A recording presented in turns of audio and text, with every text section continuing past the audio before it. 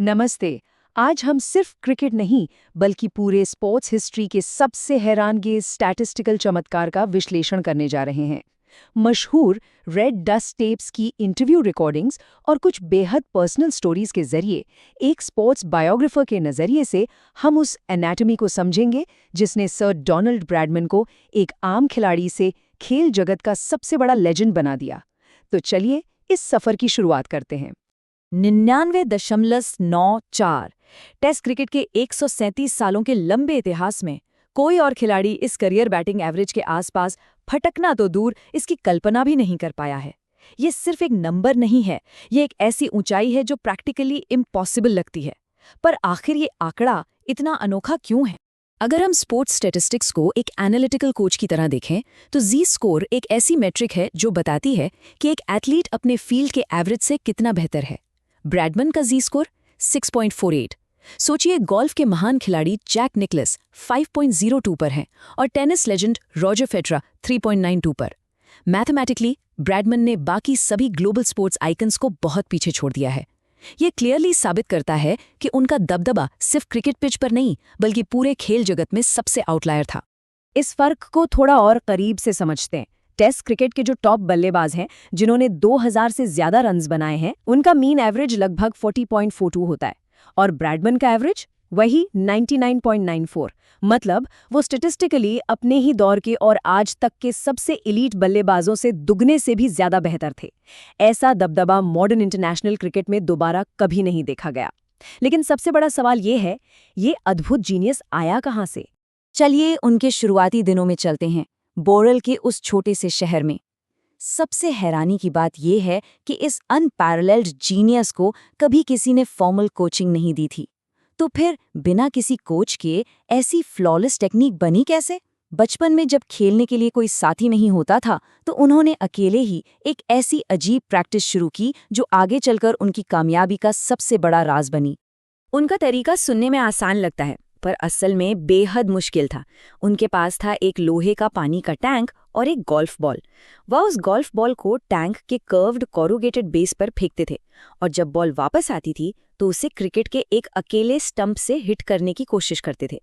अब सोचिए, उस घुमावदार लोहे से टकराकर बॉल किस तेजी और किस दिशा में आएगी, इसका अनुमान लगाना ऑलमोस्ट इम्पॉसिबल था। उस पानी के टैंक के गोल आकार की वजह से बॉल बहुत ही तीखे और अनप्रेडिक्टेबल एंगल्स पर बाउंस होती थी। इस असंभव से लगने वाले अकेले अभ्यास ने उनके अंदर एक ऐसी लेजेंडरी रिफ्लेक्स स्पीड और हैंड आई कोऑर्डिनेशन पैदा किया जो किसी ने सोचा भी नहीं था।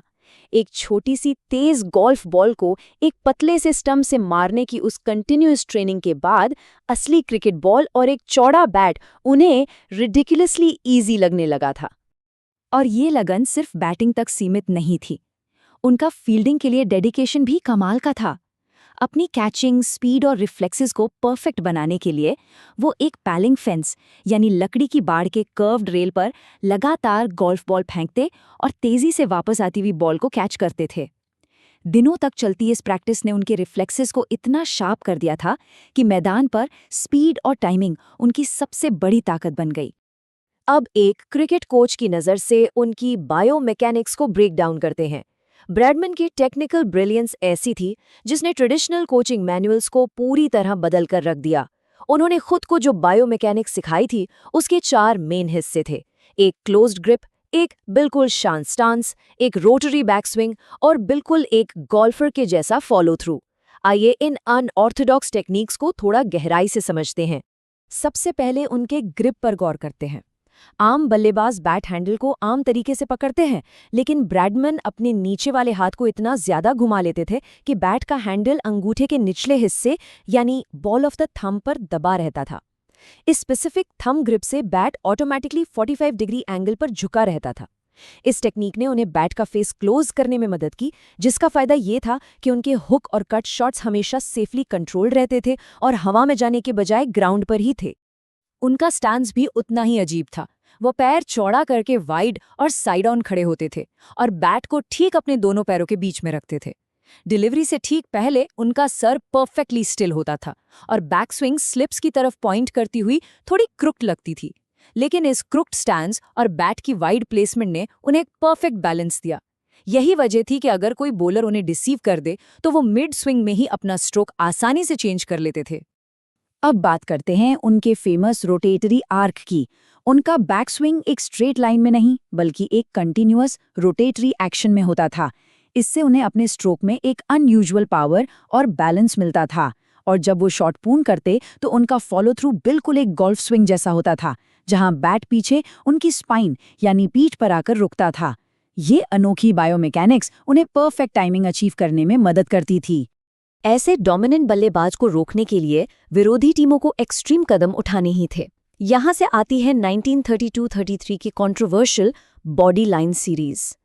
इंग्लिश कैप्टन डगलस जार्डीन ने सिर्फ और सिर्फ ब्रैडमैन के रन स्कोरिंग को रोकने के लिए लेग थ्योरी नाम की एक अग्रेसिव टैक्टिकल इवैल्यूएशन बनाई।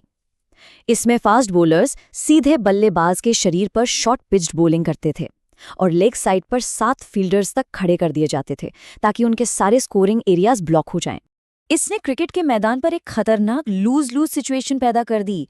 एक तरफ हैरल्ड लारवुड जैसे फास्टेस्ट बॉलर्स, अगर बैट्समैन शरीर से डिफेंड करे तो सिवियरली घायल होने का डर, और अगर हिट करने की कोशिश करें तो उन अग्रेसिव लेग साइड फील्डर्स के हाथों कैच आउट होने का खतरा।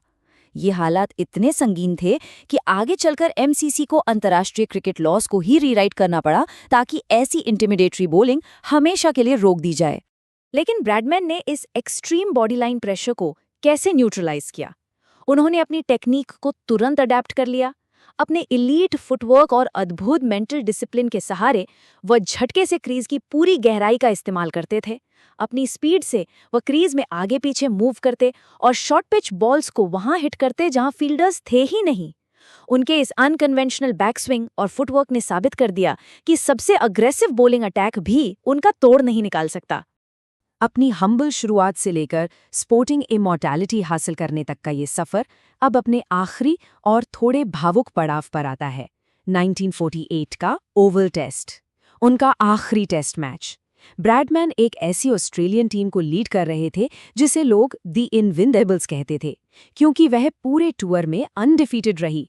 यह उनकी बेहतरीन प्रोफेशनल क्रिकेट लाइफ का अंतिम और सबसे यादगार अध्याय था। उस दिन मैदान पर ड्रामेटिक टेंशन अपने चरम पर था।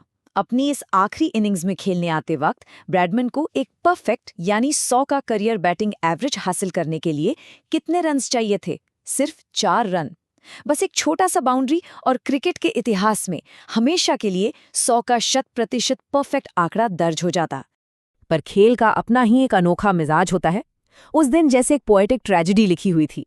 वो मैदान पर आए और अपनी इनिंग्स की दूसरी ही गेंद पर लेग स्पिनर एरिक हॉलीज की बॉल पर क्लीन बोल्ड हो गए। 0 पर 1 डक। किसी ने सपने में भी नहीं सोचा था कि उनका इतना महान सफर पिच पर ऐसी एक छोटी सी भूल के साथ खत्म होगा। मैच के बाद अपने भाषण में उन्होंने बहुत ही विनम्र तरीके से और ऑफिशियली क्रिकेट को अलविदा कहा। वहां मौजूद हर एक इंग्लिश स्पेक्टेटर भी डीप रेवरेंस के साथ उनके सम्मान में फॉर हीज और जॉली गुड फेलो गा रहा था। वैसे उनका प्रोफेशनल क्रिकेट सफर भले ही पिच पर खत्म हो गया हो, लेकिन उसके बाद उन्होंने एक बहुत ही सक्सेसफुल स्टॉक ब्रोकर के रूप में अपनी नई करियर ट्रांजिशन की, जो उनके डिसिप्लिन को फिर से साबित करती है। तो इस पूरे विश्लेषण के आखिरी में एक बड़ा दिलचस्प सवाल दिमाग में आता है। क्या पूर्णता से यानी उस परफेक्ट 100 से सिर्फ 4 रन दूर रह जाना, क्या यही वो बात है जो उनके 99.94 के लेजेंड को एक परफेक्ट 100 से भी ज्यादा अमर बना देती है? शायद उस आखिरी मैच की एक आम सी स्टैटिस्टिकल इम्परफेक्शन ने ही इस मॉडर्न स्पोर्ट्स हिस्ट्री की सबसे परफेक्ट लेगेसी को हमेशा के लिए हमारे दिलों में छाप दिया है। इस पर थोड़ा गौर जरूर कीजिएगा। अपना समय देने के लिए बहुत बहुत शुक्रिया।